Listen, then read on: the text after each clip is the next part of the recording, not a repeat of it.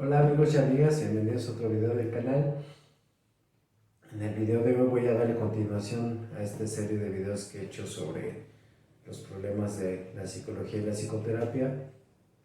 Y ya he abordado para mí lo que implican los problemas de la formación terapéutica, de la falta de supervisión, la falta de terapia. Si les interesan esos temas los pueden checar en mi canal de YouTube. Eh, pero ahora creo que ya puedo irme como moviendo a otras áreas que creo yo que son importantes y que tienen que ver pues ya como con cuestiones como de la aplicación ya de la psicología y la psicoterapia a nivel social o a nivel práctica, ¿no? Y me gustaría empezar con un tema en específico que creo que es importante abordar porque eso ha permeado mucho en la sociedad, ha permeado mucho la consulta, ha permeado la formación y ha permeado la concepción que se tiene de los psicólogos y los terapeutas, y creo yo que es una concepción muy errada, que está muy distante a lo que en realidad podemos hacer, ¿no? Porque también es una concepción sobre el ser del terapeuta que no solo está eh, apoyada por la sociedad en general, por así decirlo, ¿no? No está solo apoyada por la concepción que en general se tiene del psicólogo o la psicóloga, sino que también gran parte del gremio apoya esto, ¿no?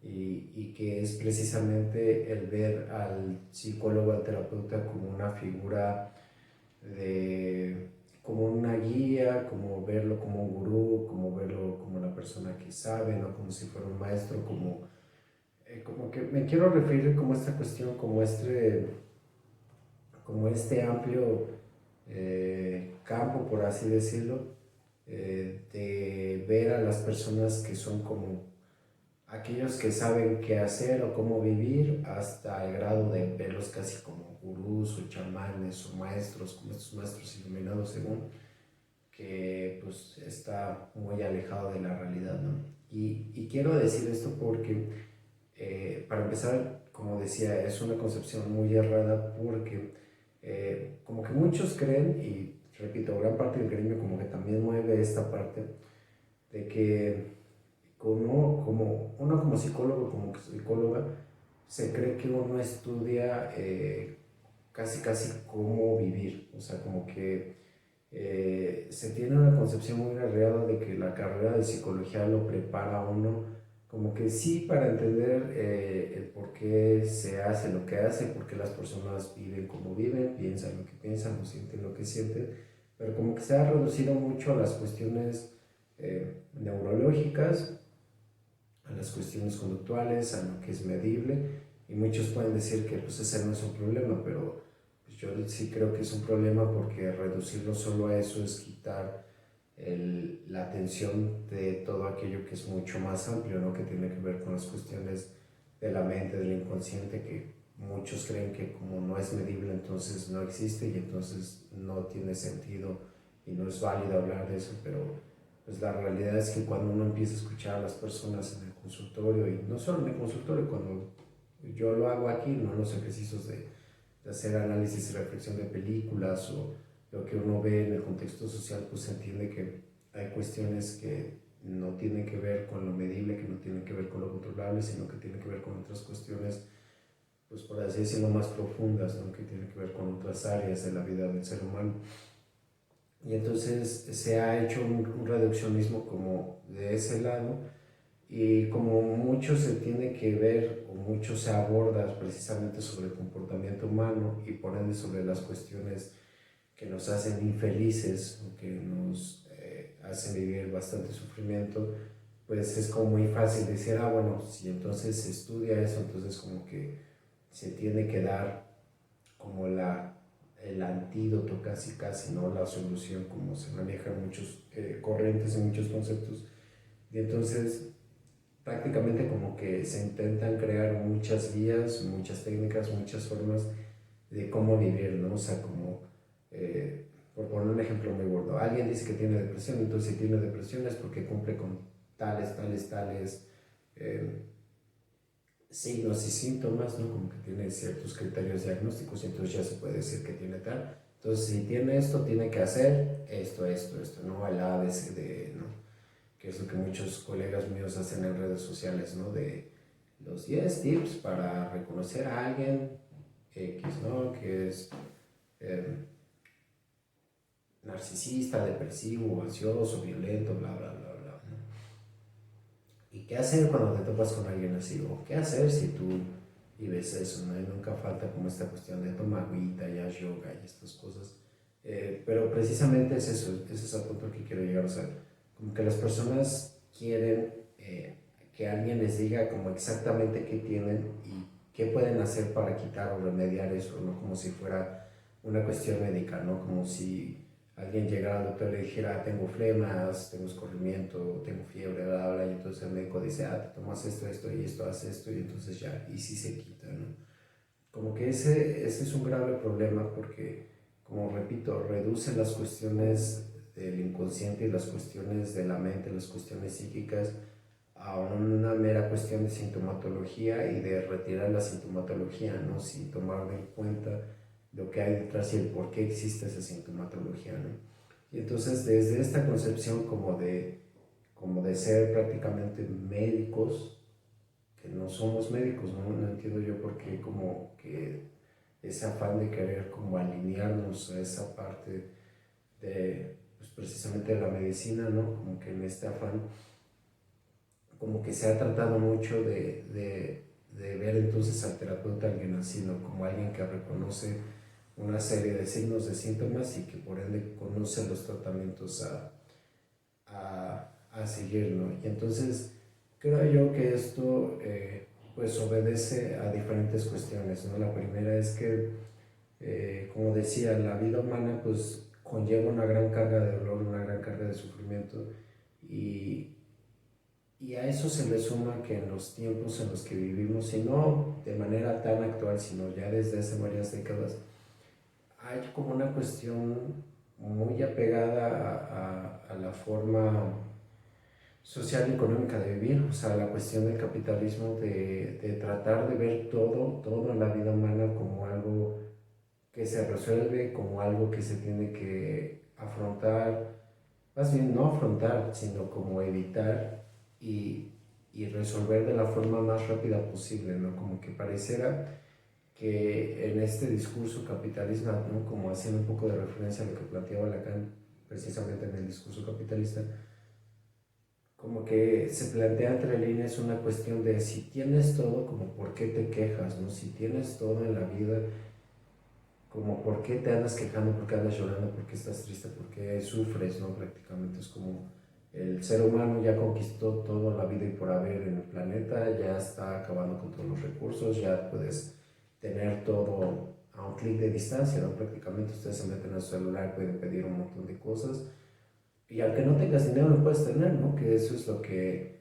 muchas instituciones bancarias y no bancarias facilitan ahora, ¿no? Que te endeudas y pagues a chingos de meses o a chingos de años y a lo mejor estés endeudado, pero puedes tener, o sea, como que la cuestión aquí es que socialmente se ha creado como toda esta estructura donde supuestamente puedes tener todo, puedes ser todo, y si no lo haces, si no lo logras es porque te falta esfuerzo, es porque te falta como echarle ganas, ¿no? Que es lo que muchas personas dicen, ¿no? El echarle ganas, cuando la realidad pues no es así, o sea, la realidad es que el sistema en el que vivimos es un sistema muy precario que se basa precisamente en crear estas ilusiones de que todo se puede lograr, de que todo se puede tener, de que todo se puede ser, por ejemplo, de que no hay que perder nada para ganar algo a cambio, o sea, que todo se puede sin sufrimiento, ¿no?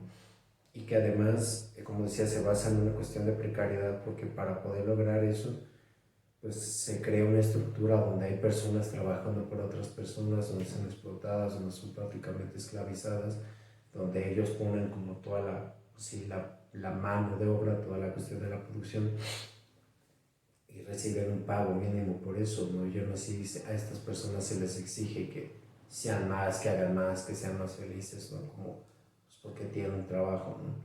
Y entonces, digo todo esto porque quiero yo poner como este contexto social, a lo mejor de una manera muy resumida, muy sintetizada, pero para ir entendiendo como en parte el porqué de esta cuestión de ver al terapeuta como el maestro, como el gurú, como el que sabe cómo vivir, ¿no?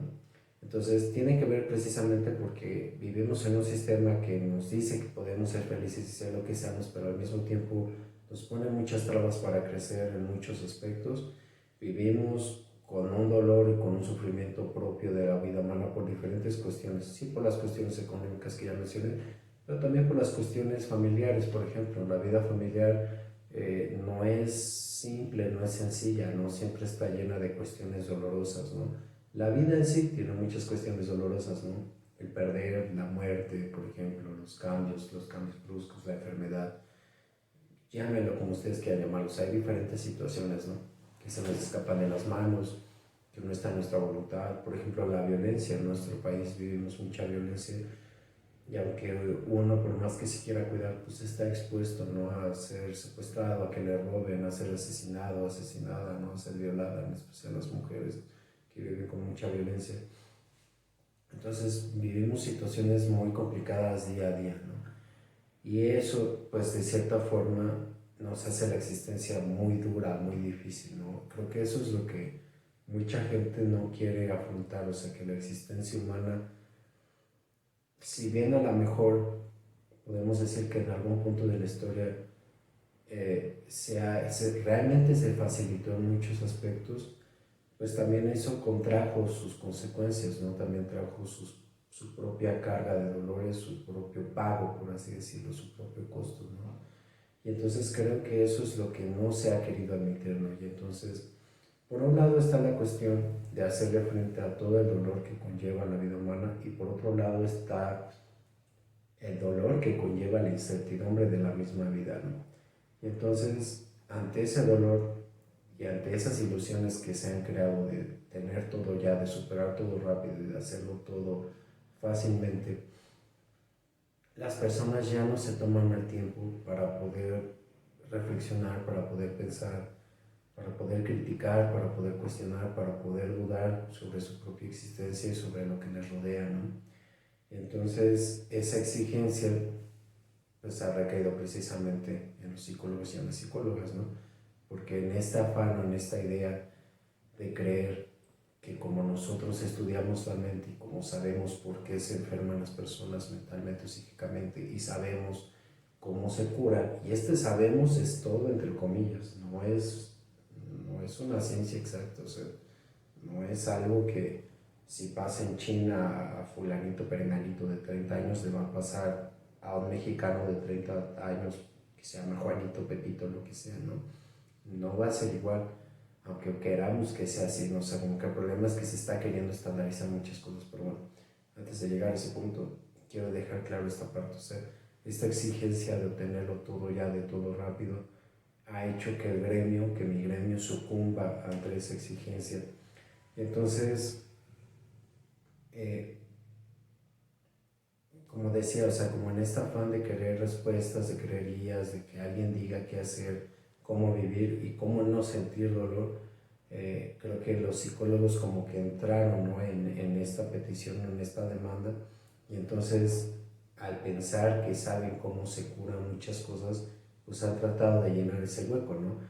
Y no dudo que haya muchos colegas que lo hagan desde un afán genuino de querer ayudar a las personas, pero también aquí entran en juego muchas otras cosas, ¿no?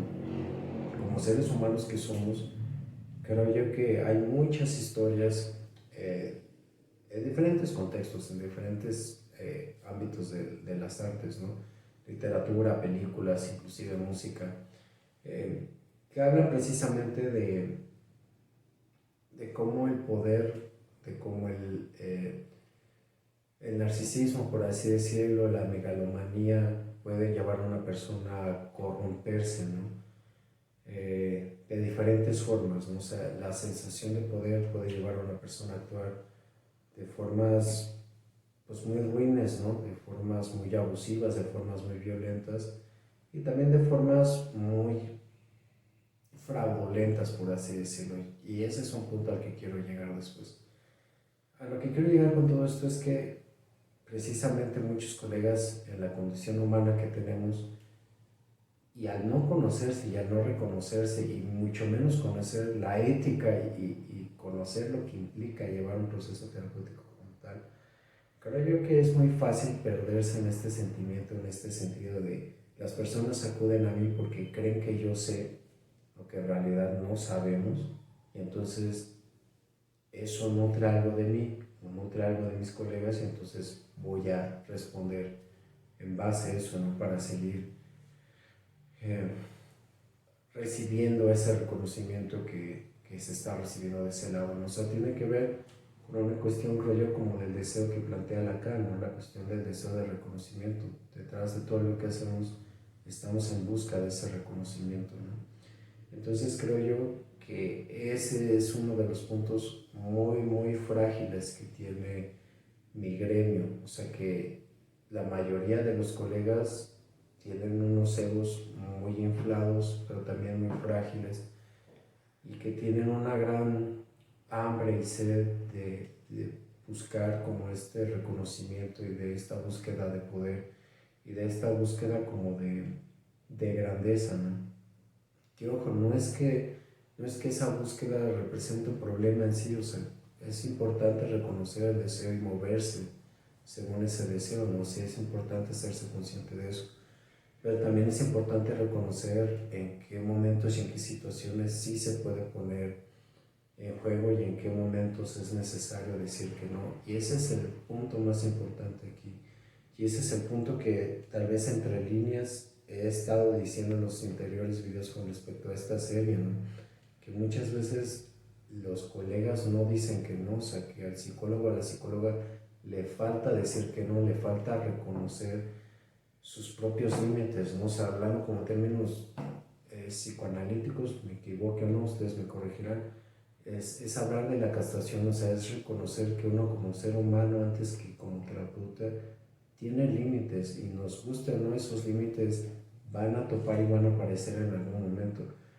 Ejemplo, no es raro ver a colegas que hacen publicidad y ponen como atiendo a niños, adolescentes, familias, parejas, individual, manejo psicoanálisis gestal, conductismo, terapia cognitivo-conductual, constelaciones familiares, hago limpias, o sea, hacen todo, ¿no? O sea, como que no reconocen que no se puede, o sea, que hay límites, o sea, por ejemplo, para formarse en una corriente de la mejor forma posible, y me refiero no solo a aprendérsela como loro, sino a estudiarla, a tomarse el tiempo, sí, para aprenderse los conceptos, pero también para cuestionarlos, reflexionarlos, cuestionarlos, discutirlos con otros colegas.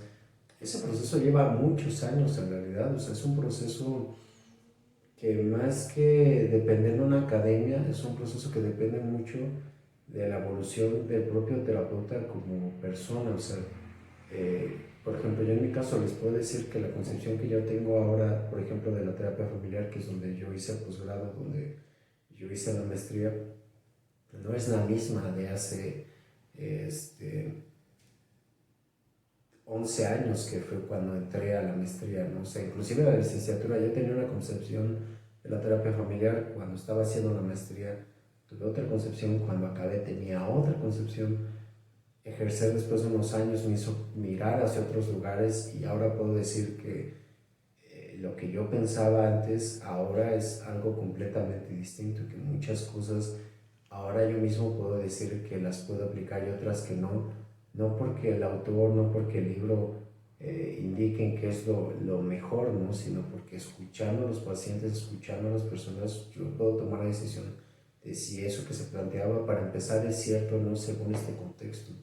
Que eso también es otro punto muy importante, que muchos colegas, eso creo que sí es un problema muy fuerte en México, que casi no hay teoría que se desarrolle aquí, o sea, estudiamos muchas teorías de muchos otros países, que es creo yo el problema de Latinoamérica en muchos aspectos, o sea, que nos fijamos mucho en cómo se hacen las cosas en Europa, en Estados Unidos, en las superpotencias, pero sí, porque hay un afán de poder llegar a ser como estas potencias, ¿no? Y repito, no, ese no es el problema es que estamos viendo cómo hacen las cosas allá, pero no estamos viendo que el contexto, las condiciones no son las mismas que aquí, por ende, lo que se intente realizar de la misma forma aquí que como se hace allá, pues nunca va a funcionar, nunca va a pegar, porque, repito, ni siquiera es el mismo lenguaje, ni siquiera es la misma geografía, latitud, no es el mismo clima, no tenemos los mismos recursos, no tenemos la misma historia, o sea, son cosas tan diferentes y a veces son diametralmente opuestas que es imposible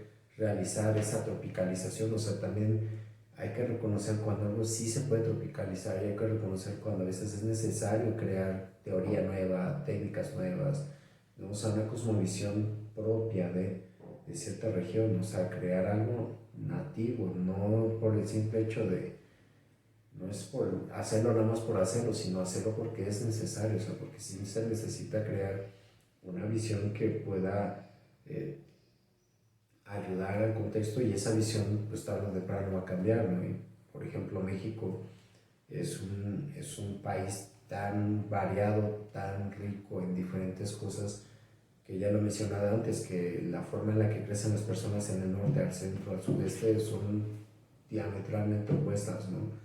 Creo que es común ver que personas que vivimos aquí en el centro a veces nos impactamos por cómo viven las personas del norte, por ejemplo, ¿no? La forma de hablar, de moverse, de inclusive de hasta comer, ¿no? Y con la región del sudeste igual, o sea, aunque es el mismo país, son culturas que aunque comparten el idioma, inclusive el idioma, ¿no? O sea, el lenguaje cambia mucho, no es lo mismo hablar español aquí en el centro que hablar español en el norte, ¿no? Con sus propios regionalismos y el sudeste y el acento, o sea, es tan variada la situación que es ingenuo pensar que algo aplique para todos, o sea, es ingenuo pensar que algo aplique para todo el mundo, es aún más ingenuo pensar que algo que aplica en el centro aplica en el norte y en el sudeste, o sea, creo que ya va quedando claro ese punto, ¿no?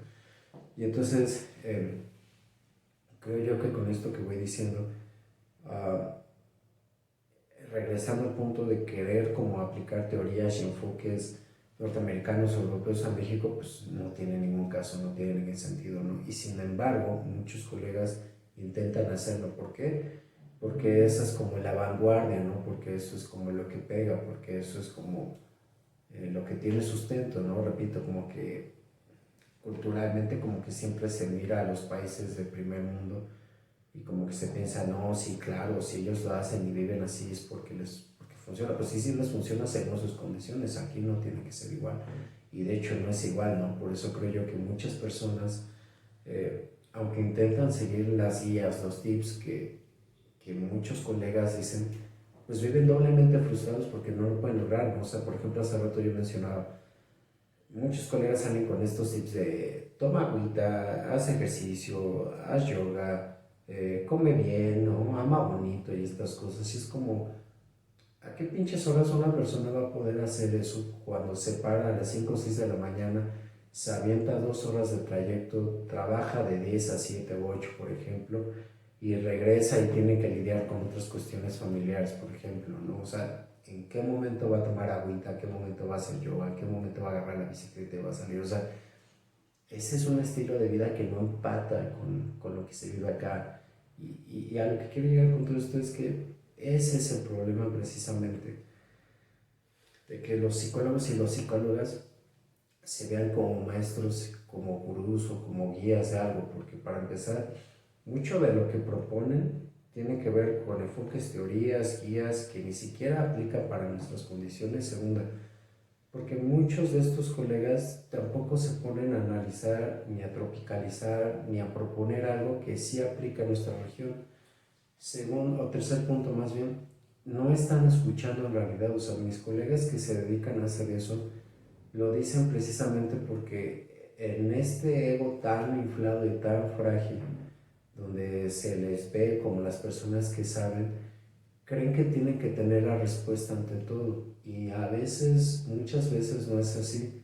Eh, no es raro que en la consulta los pacientes nos pregunten muchas cosas. Bueno, ¿y qué hago? Ok, ya llegué a esta conclusión, pero ¿y ahora qué hago? ¿No? Venimos porque nos queremos que nos ayudes como pareja. ¿Cómo nos comunicamos mejor? ¿No? Dinos qué hacer. ¿Cómo soy feliz? ¿Cómo me quito la tristeza? O sea, hay muchas preguntas, ¿no? Y yo sí soy de la idea que no hay pregunta tonta, o sea, por más simple o más ingenua que se escuche, yo sí creo que todas las preguntas son genuinas y son necesarias porque ayudan a plantear muchas cosas, ¿no? Pero eso no quiere decir que todas las respuestas tengan todas las respuestas tengan pregunta. Sí, sí, o sea, con eso que acaba de decir, sí creo que muchas respuestas salen incluso cuando no se preguntan. O sea, yo como terapeuta, yo que he estado en proceso y estoy en mi proceso de análisis, a veces como en este momento que tenía lapsus, como que yo le decía, ah, ahora me doy cuenta de esto y a lo mejor no me había hecho esta pregunta, ¿no? Pero a lo que quiero llegar es eso, o sea, a mí, por ejemplo, mi proceso de análisis me ayudó mucho porque precisamente como mi analista callaba bastante y no salía como en esta angustia de no soportar mi propia angustia y de querer resolverme la vida, entonces yo empecé a encontrar muchas respuestas en mí o crear respuestas en mí, ¿no? Y eso fue lo que a mí me ayudó mucho como persona, ¿no?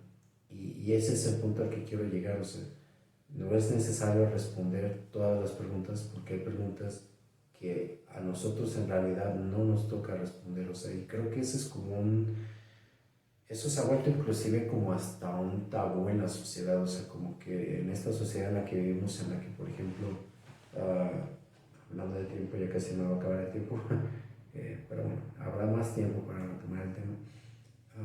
Por ejemplo, las personas ya quieren saberlo todo y lo quieren saber ya, y por ejemplo, TikTok es una plataforma que tiene mucho eso, ¿no? Que muchas personas pasa algo en el mundo y entonces ya buscan en TikTok y entonces dicen, ah, ya sé cómo es la bolsa de valores, ¿no? Ya entendí la guerra de Rusia y Ucrania. Ya entendí por qué tiembla. Es como, ¿sí? Como en Arrested Development, ¿sí? Ella, en TikTok, seguro. Es como, pues en un minuto, pues sí puedes aprender algo, ¿no? Pero en un minuto no te haces experto en nada, ¿no? O sea, eh, creo que la vida misma lo ha dejado claro, o sea, uno ni siquiera se puede volver experto en sí mismo, en sí misma, aún con 30 40 50 años encima. O sea, hay personas que se llevan toda la vida para conocerse porque uno cambia, ¿no? Ahora hablar de un tema tan complejo, tan complicado, en un minuto, pues sí suena como pues, una fantasía muy burda, ¿no? Y repito, creo que ese es un problema muy grave que tiene el gremio, o sea, que los colegas creen que tienen que responderlo todo, que tienen que saberlo todo, que tienen que dar respuestas a todos. O sea, los colegas, la mayoría de los colegas de los psicólogos y las psicólogas piensan que tienen que satisfacer a sus pacientes, porque si no se van, pero no se dan cuenta que a veces lo mejor es que se vayan. O sea, no todas las personas que llegan a consulta son pacientes y aunque lleguen y sean pacientes, una parte muy importante de las cuestiones éticas es que el proceso se base en que precisamente las personas no se vuelvan dependientes a nosotros, sino que ellos mismos a su manera encuentran la forma de vivir la vida, de enfrentar la incertidumbre, la angustia, el miedo, el deseo, lo que ustedes quieran, como lo quieren llamar, porque si no siempre van a depender de uno.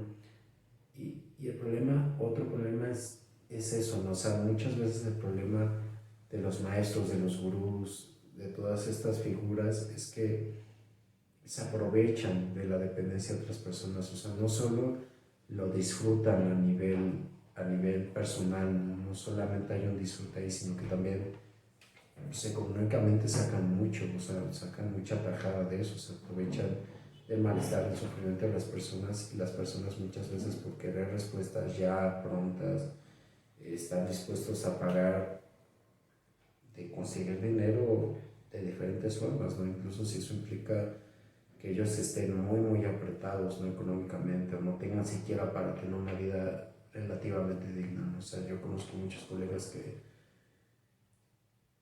lo busque la persona más pobre, les dicen, ah, sí, son 800 pesos de consulta, no 1000 pesos. Es como, pues, güey, o sea, no hay problema que quieras cobrar tu trabajo, ¿no? Pero, pues, mejor de que no más quieres atender a personas con dinero ya, o sea, no mames, ¿no? O sea, como que yo no entiendo como esta cuestión de decir que sí quieren ayudar, pero nada más quieren atender a personas de las Lomas o de Polanco, de cosas así, ¿no?